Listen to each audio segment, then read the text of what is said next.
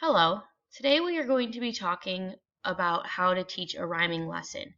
The first thing we need to talk about when we're teaching anything is the content focus.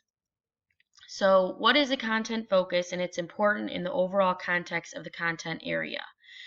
So, we know the content focus is rhyming, but how is that important in the overall context of literacy?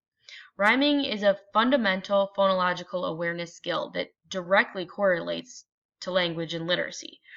Rhyming contributes to the improvement of written and spoken language. In written language, rhyming can improve reading, writing, and spelling skills. And in spoken language, rhyming can improve reading fluency and reading with animation or inflection. So, those are two really important reasons why rhyming is so important. The next thing we need to go over are the learning outcomes of these lessons. So the learning outcomes are aligned to ELDS, or Ohio Early Learning Developmental Standards, which is in the pre-K grade, and it also is in the Common Core Kindergarten Standards in both the language or literacy domain. The next thing we need to talk about are how are these learning outcomes academically rigorous. So when we're planning a lesson, you need to make sure that your learning outcomes are rigorous. So we know that these learning outcomes are rigorous because students have to demonstrate their content knowledge and apply higher order thinking skills. So when I think of higher order thinking skills, I tend to think about Bloom's taxonomy. So right here at the bottom is the remembering and understanding. And then when we get up here to applying, creating, evaluating, and analyzing, that's where we're really using those higher order thinking skills. So right here at the bottom, remembering and understanding is really when the students are able to tell you what rhyming is and really understand the concept of it. They can remember the definition, or they can remember that rhyming means that the ending sound is the same.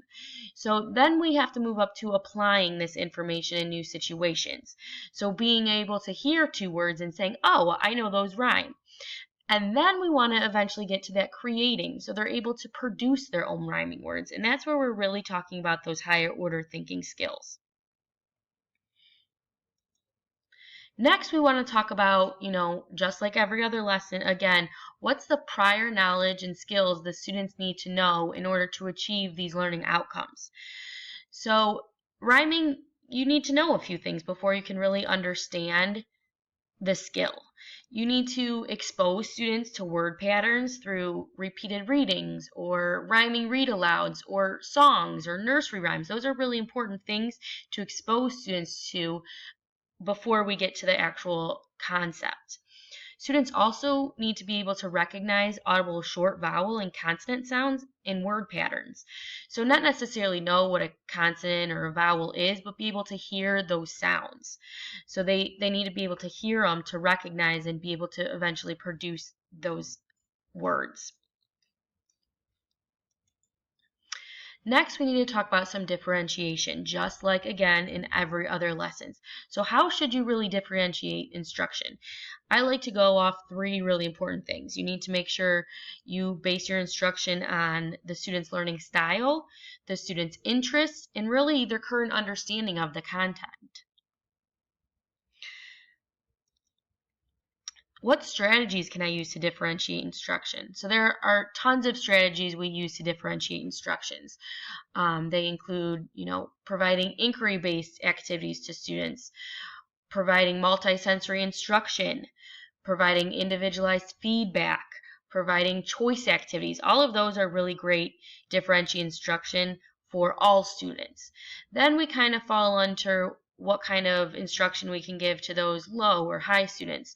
So some good strategies to use with the lower students would be providing small group instruction, remediation, guided practice, repeated practice. Those strategies really benefit the students who are a little bit lower. But you want to make sure, again, that you're reaching all the students' needs. You need to reach those high students too. So providing high students opportunities to peer teach or providing independent practice, or providing activities that really hone in on those higher order thinking skills. Those are important things to think about for those higher students to really expand their content knowledge. Then again, with every other lesson, you need to figure out how you're going to plan for assessment. Um, I like to really give a pre-assessment prior to teaching the lesson. I like to give a standard-based formative assessment, really tells me where each student falls. I use this as baseline data to then drive my instruction and provide an appropriate lesson that meets all the students, really individualize that instruction for each student. And then again, throughout the lesson, you need to be able to informally assess each student through different, centers or learning activities. You should be able to make sure you really know where to place those students to meet all of their needs. And then at the end of the lesson, you need to administer a summative assessment. You need to ensure that all of those students have met their learning outcomes. So that is really all I have for, the basis of the lesson, things that you have to make sure you reach in all lessons. But now I'm going to talk to you a little bit about how I went about teaching my rhyming lesson to my students. So I really like to start out a lesson with an introduction, really engage the students. I like to do, a whole group read aloud. So it really hits the younger kids, those read alouds. So some examples of the read alouds would be duck in a truck, sheep in a jeep, jamberry's a great one, little blue truck, pig in a wig, rhyming dust bunnies. There are so many children's literacy books out there to really hone in on those rhyming skills. So those are a few examples that I use. After I do an introductory reading, I like to go into some centers. And I should really already know where their students lie because of that pre-assessment. So the students that are a little bit higher, I might put them in an independent center. That allows students for the opportunity to receive that repeated and independent practice. They could be peer teaching there too. So I'm going to pull up some examples of things I have used. For centers right here, this is a great independent center. It's incorporating the technology. It's a rhyming app. You can find them all over the iTunes store. So they're just matching up some rhyming words. Again, that's one of the lower ones, but there are tons of apps that you can use for rhyming. And then while some of the students are working on that, I can have a teacher-led center. The teacher-led centers should allow students to demonstrate their understanding of the concept, but really should allow students to expand their content knowledge as well. And you want to make sure that you're getting some of that remediation in with that teacher-led center. So there's a bunch of different activities you can use for that as well. I use some of these puzzles that the students really like. That also could be an independent center. These actually have the words on it. So again, for some of those higher students, they could start seeing that the letters are the same, the letter recognition, letter matching, that those ending sounds look the same.